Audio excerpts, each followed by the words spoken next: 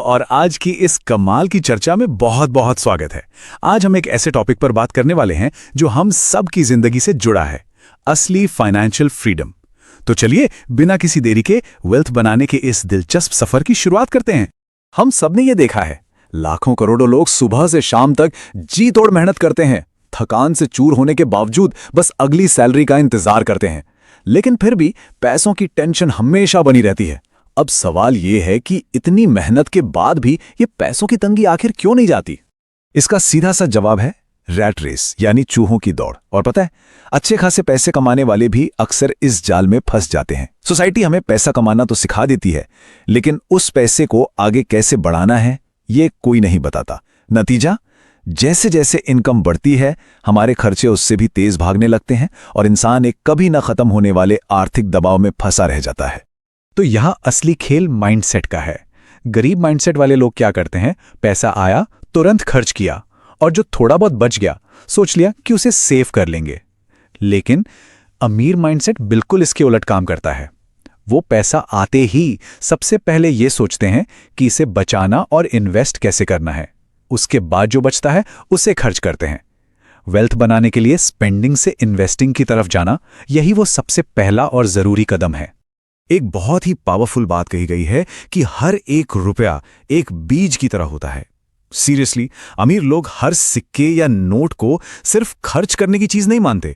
उन्हें पता है कि अगर इस बीज को सही जगह लगाया जाए और थोड़ा पेशेंस रखा जाए तो यही छोटी छोटी इन्वेस्टमेंट्स समय के साथ एक विशाल पेड़ बन सकती हैं।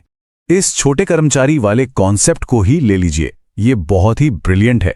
जरा इमेजिन कीजिए कि हमारे हाथ में मौजूद हर एक रुपया एक छोटा सा एम्प्लॉई है जो 24 घंटे काम कर सकता है।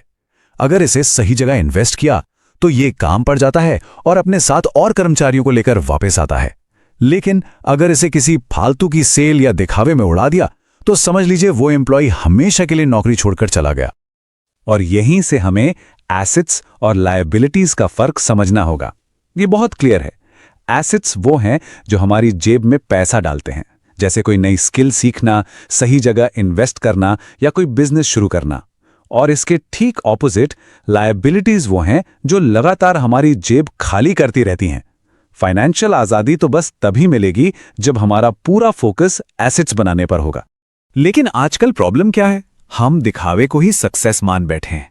बड़ी बड़ी ईएमआई, महंगी लाइफस्टाइल, नई गाड़ियां, अक्सर लोग इन्हें ही सक्सेस समझ लेते हैं।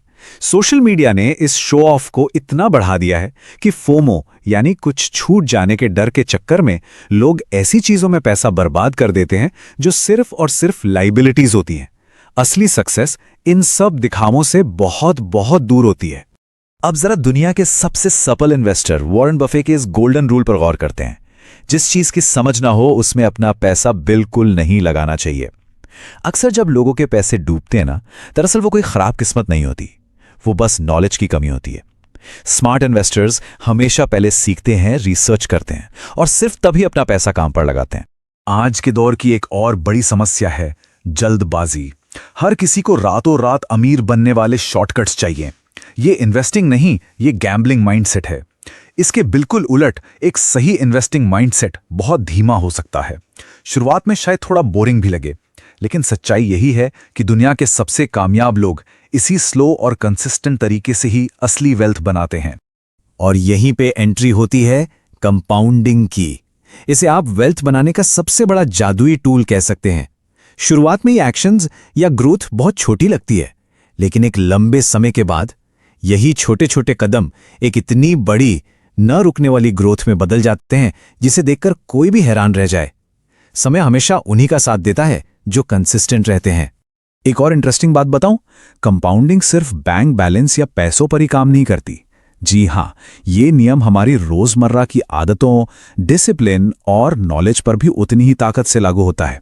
अगर हम रोज थोड़ा थोड़ा भी सीखते हैं, अपनी समझ को बढ़ाते हैं, तो कुछ ही सालों में इसके नतीजे हमारी लाइफ को पूरी तरह से बदल सकते हैं। जरा सोचिए, अगर दिन भर के फालतू एंटरटेनमेंट और सोशल मीडिया को छोड़कर रोज सिर्फ 1 घंटा खुद को बेहतर बनाने में लगाया जाए तो क्या होगा? सिर्फ 1 घंटा। 365 दिनों के बाद जो बदलाव आएगा ना, वो सच में अविश्वसनीय होगा। ये 1 घंटा रोज की आदत बनकर फ्यूचर का सबसे बड़ा एसेट बन सकता है। यही वजह है कि वॉरेन बफे का मानना है कि खुद पर किया गया इन्वेस्टमेंट सबसे ज्यादा रिटर्न देता है। चाहे अपनी प्रोफेशनल स्किल्स को अपग्रेड करना हो, कोई ऑनलाइन मौका तलाशना हो या लगातार फाइनेंशियल एजुकेशन लेते रहना हो।